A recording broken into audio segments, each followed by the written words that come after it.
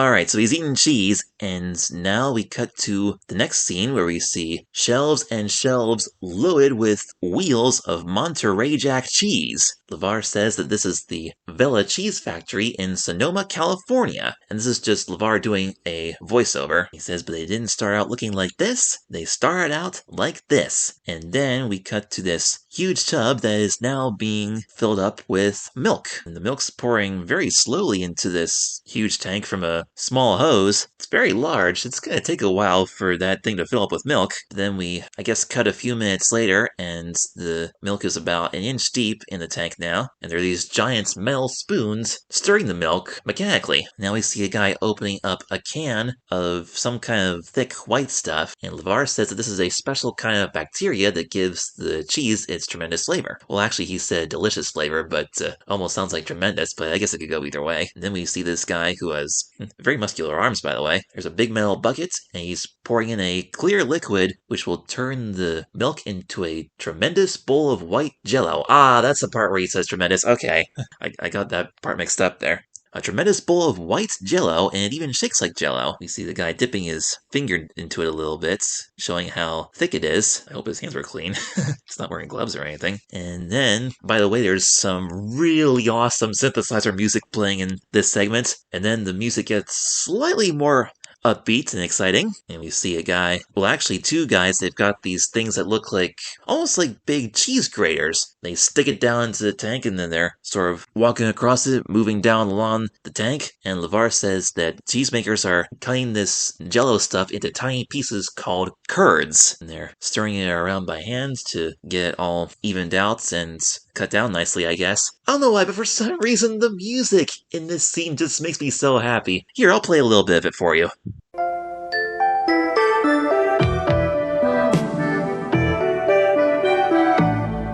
The cheesemakers cut it into tiny pieces called curds.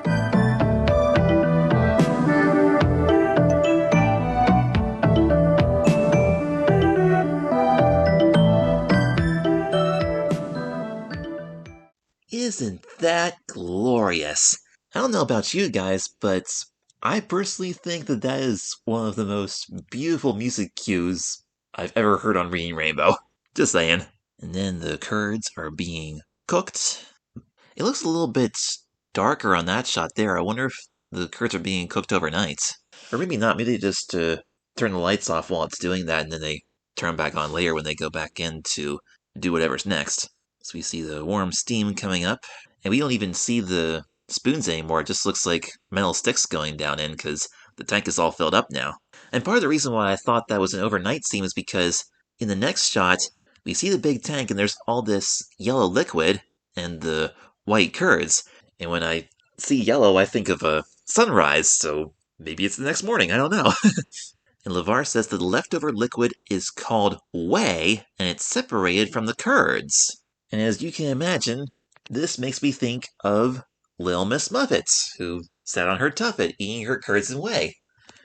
The following year, in 2002, there was a science segment on Zoom, another PBS Kids show that I really liked, and the kids on that show showed us what curds and whey are, and what they're made of, and how they're made.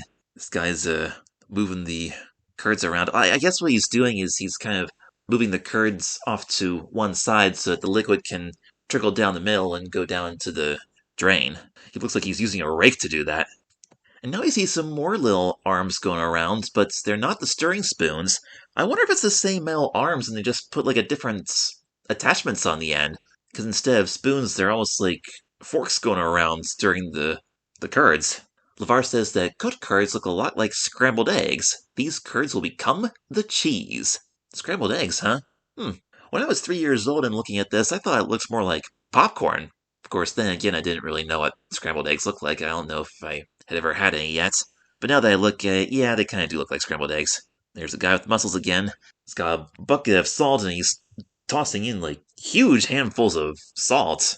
LeVar says that salt goes in to preserve the flavor. I remember my mom looked at this and she was like, yikes, that's a lot of salt. It's like very high sodium. Oh, I just noticed something now. The thing with the rotating arms, it actually goes back and forth along the tank.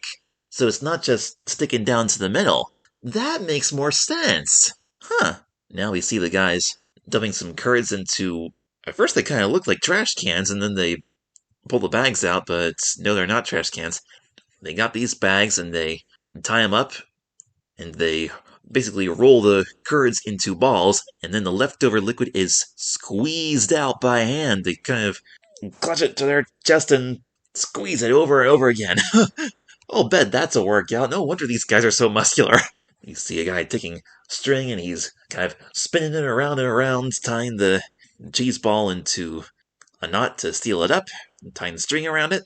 Now, this next scene here, I thought was a little bit sad when I was 3, because we see all these cheese balls stacked up on these shelves, and they got the cheesecloth on them. Those bags are actually called cheesecloth, and they're in this big press, which will flatten the balls into wheels. At first, I thought LeVar said queels, which is sort of like squeals but without the S. And the thing about this scene that I thought was sad was like the cheesecloth is hanging there all droopy, and there's still a little bit of leftover whey, and it's like dripping off of the cheesecloth. It almost looks like tears. Like at first, I didn't know that this was supposed to happen. I thought it looked really sad, especially since the music slowed down for that part. LeVar says the next day the cheese wheels are unwrapped. Okay, so this part apparently was a day later, and the part where the curds were being cooked must have been the same day.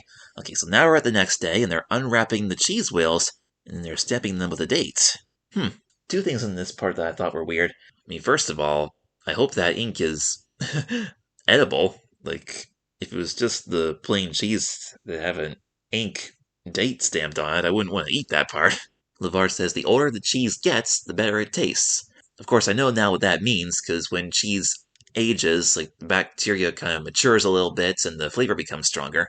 Like, the older the cheese gets, the better it tastes. When he said gets, I thought that was what was being put onto the cheese. Like, they're putting these things onto the cheese called gets. Because often when I would watch TV when I was very little, and I would see a picture on the screen and hear a certain word, I would try to match whatever word stands out more with whatever I see on the picture. But of course, oftentimes that would really take it out of context for real. And next they take the wheels of cheese and they're throwing them into this saltwater bath. Another big tank full of salt water and all the cheese wheels are in it.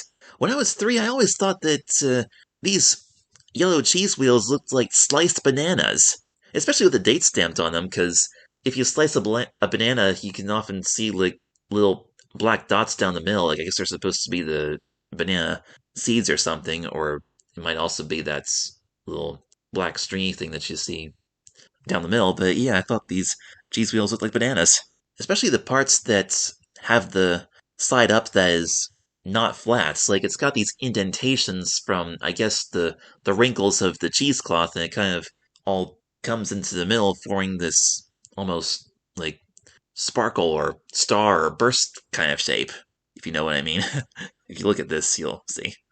So the saltwater bath will harden the skin of the cheese and get it ready for the last step. Okay, now we got this guy scooping up this dark brown stuff and smearing it all over the cheese. Apparently, this is a protective coating of cocoa, pepper, and oil being rubbed onto the hard skin. Well, you just stamped a date on that thing, and now you're covering it up with all this brown stuff? How are they going to see the date? Does it, like, kind of fade a little bit? Is it sort of transparent? Like, can you see through it after it dries? I don't know. But cocoa, pepper, and oil on cheese. Depending on what kind of oil it actually sounds kind of tasty. Chocolate cheese. I've heard of cheesecake with a little bit of chocolate on it. Like, this skin, is this supposed to be something that you, like, peel off? And then you just eat what's in the middle? I've seen these little tiny cheeses that the kids at school used to put in their lunchbox, and they would open it up and, like, peel off this top layer and eat what's inside. Is that what that's supposed to be? The outer layer? That they put the cocoa pepper and oil on? My knowledge of cheese is not very good, especially having not eaten any dairy products in 20 years. Cheese is actually, not my favorite thing. I guess it's something you just gotta get used to while you're young, because they didn't make very many dairy-free cheeses that I thought were good. I mean, cheese like on a sandwich or something, or on a pizza, I like that, but cheese by itself is not my favorite thing. A protective coating of cocoa, pepper, and oil. I always thought that sounded kind of funny when I was little, like cocoa, pep, oi oi, cocoa, pepper, and oil. LeVar concludes by saying, and so a wheel of cheese is born. And it all starts with milk. And we cut back to one of the earlier scenes with the milk pouring from the hose into the big tank.